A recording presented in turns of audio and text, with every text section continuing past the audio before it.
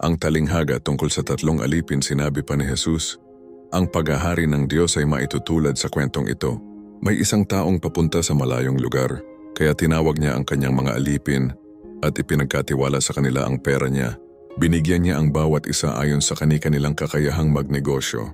Binigyan niya ang isa ng 5,000, ang isa naman ay 2,000 at sa isa pa ay 1,000. Pagkatapos ay umalis na siya.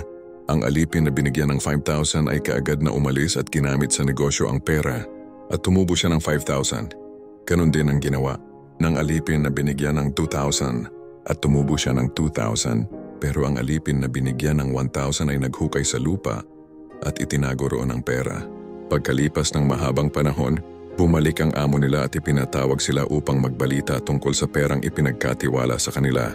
Lumapit ang alipin na nakatanggap ng 5,000 at sinabi, "Heto po ang 5,000 na ibinigay niyo sa akin at ang karagdagang 5,000 na tinubo ko." Sumagot ang amo niya, "Magaling! Isa kang mabuti at tapat na alipin.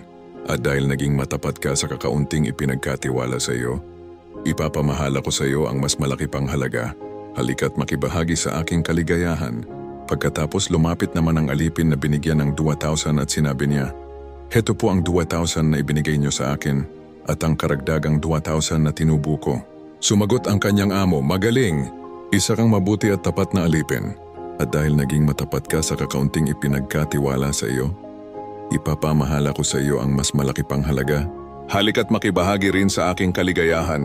Lumapit din ang alipin na binigyan ng 1,000 at sinabi sa kanyang amo, "Alam ko pong mabagsik kayo at walang awa.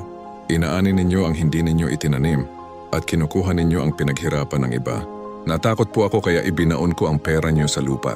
Heto po ang 1,000 na ibinigay niyo sa akin." Sumagot ang kanyang amo, "Masama at tamad na alipin.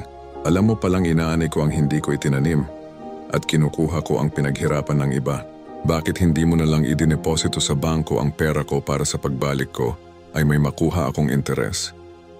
Kaya sinabi niya sa iba pang mga utusan, "Kunin ninyo sa kanya ang 1,000 at ibigay sa mayroong 10,000, sapagkat ang mayroon ay bibigyan pa ng mas marami. Ngunit ang wala, kahit ang kaunting nasa kanya ay kukunin pa. Itapon ninyo ang walang silbing alipin na iyan sa kadiliman sa labas. Doon ay iiyak siya at magngangalit ang kanyang ngipin.